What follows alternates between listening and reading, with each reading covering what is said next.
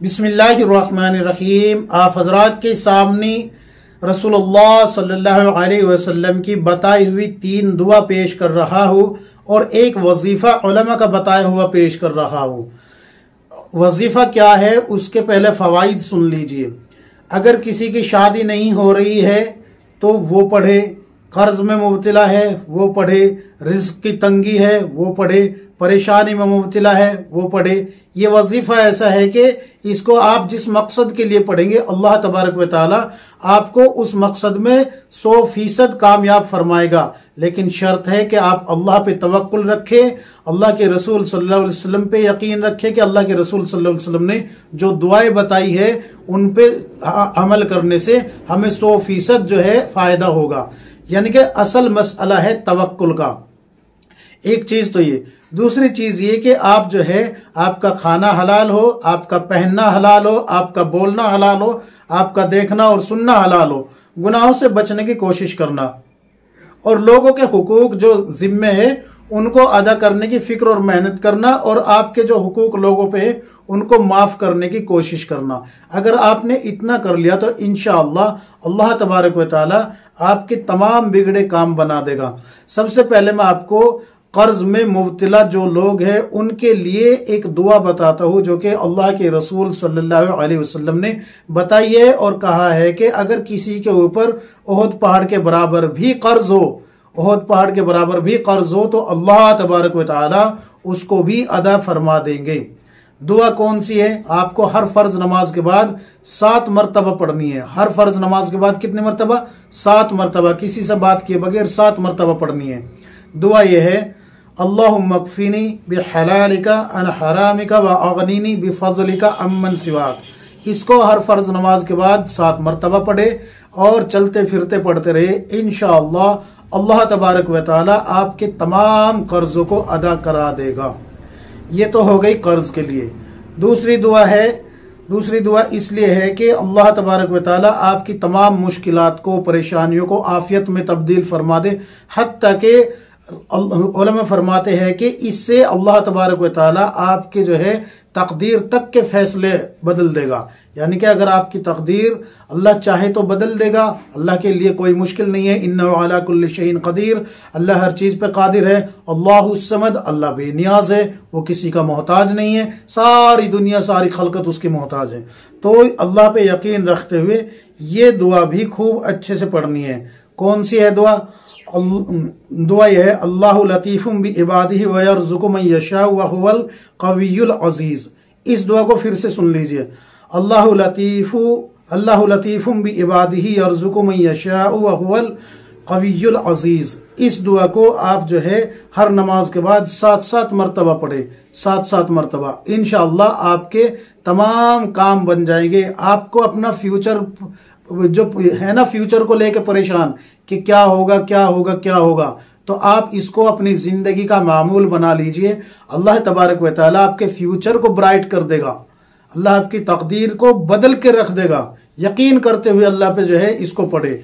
और एक दुआ यह है कि अबू दाऊद शरीफ की रिवायत है, अल्लाह के रसूल सल्लल्लाहु अलैहि वसल्लम ने फरमाया कि जो भी सुबह व शाम 7-7 मरतबा इस आयत को पढ़ेगा अल्लाह तबारक व तआला उसको हर मुश्किल और परेशानी से निकाल देगा। चाहे जैसी भी परेशानी हो, किसी भी परेशानी में मुब्तला हो, अल्लाह तबारक व तआला उसको हर परेशानी से निकाल देगा। दुआ कौन सी है? हस्बी अल्लाहु ला इलाहा इल्ला हुवा अलैहि तवक्कलतु व हुवा रब्बुल अर्शिल अज़ीम। ये दुआ है, अबू दाऊद शरीफ की रिवायत है। अल्लाह के रसूल ने फरमाया यकीन करते हुए अल्लाह पे और अल्लाह के रसूल पे तब पढ़ना है। याद रखे, एतमाद, यकीन, तवक्कुल ये जरूरी है। अब ये जो मैंने वजीफा बताया है, शादी के लिए, किसी की शादी नहीं हो रही, कर्ज में मुब्तला है और किसी परेशानी में मुब्तला है, तो इसको ये जो वजीफा है, असल जो वीडियो बन रहा है इसके लिए बन रहा है। तो मैं आपके सामने अब वो वजीफा पेश कर रहा हूं, उसका तरीका सुन लीजिए। पहले आपको 11 मरतबा पहले दरूद इब्राहिम जो कि नमाज में पढ़ा जाता है, दोनों को मिला के दरूद इब्राहिम पढ़ना है 11 मरतबा। जब आप 11 मरतबा दरूद इब्राहिम पढ़ चुके, फिर 11 मरतबा यानी कि वो वजीफा पढ़ने के बाद आखिर में फिर 11 मरतबा आपको दरूद इब्राहिम पढ़ना है। عشاء کی نماز پڑھ کے آپ کسی سے بات کیے بغیر کسی سے بھی بات نہیں کرنی. جہاں پر آپ نے نماز پڑھی ہے، مرد حضرات مسجد میں نماز پڑھتی ہے تو وہاں پر، عورتیں گھر میں نماز پڑھتی ہے تو جہاں پر نماز پڑھتی ہے، جہاں مصلی بچھا ہوا ہے اس ہی جائے نماز پہ، مصلی پہ، وہیں پر بیٹھ کے کسی سے بات نہیں کرنی. ادھر ادھر کوئی تاکنا جھانکنا نہیں کرنا کسی سے کہ بھئی گھر میں کیا ہو رہا ہے کیا نہیں ہو رہا ہے. اس طریقے سے کچھ نہیں، صرف ایک یکسوئی کے ساتھ اللہ کے سامنے عاجزی کے ساتھ یہ وظیفہ پڑھنا ہے. اول آخر 11 مرتبہ درود ابراہیم پڑھنا ہے. اس کے بعد آپ کو 1100 مرتبہ کیا پڑھنا ہے؟ 1100 مرتبہ. یاد رکھیے میں نے پیچھے شاید 111 بتا دیا غلطی سے. 1100 مرتبہ پڑھنا ہے یا لطیفو یا لطیفو یا لطیفو یا لطیفو یا لطیفو. یاد رکھیے لطیفو جو آئے گا، لفظ لطیفو میں تا نہیں آتا، تو آتا ہے. تو یا لطیفو یا لطیفو، تو اگر آپ نے تو پڑھا تو سمجھ لیجئے کہ آپ کا کام بن گیا.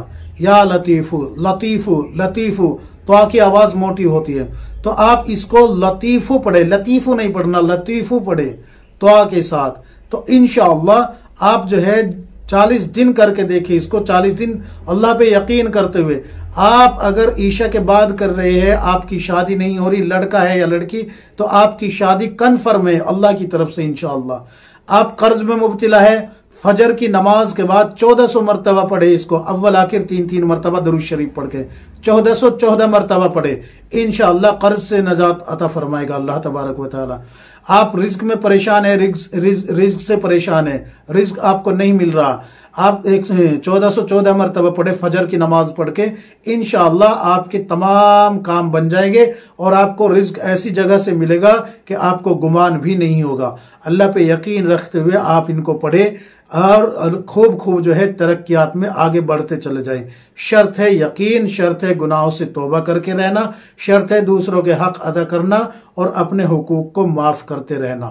اگر آپ ان شرطوں کے تابع رہ کے وظیفہ کرتے ہیں تو انشاءاللہ اللہ تبارک و تعالی آپ کو خوب کامیابی سے نوازے گا. انشاءاللہ اللہ پہ یقین رکھے. اللہ تبارک و تعالی ہم سب کو بھی عمل کرنے کی توفیق عطا فرمائے اور اللہ تبارک و تعالی خوب ترقیات سے نوازے. آمین یا رب العالمین.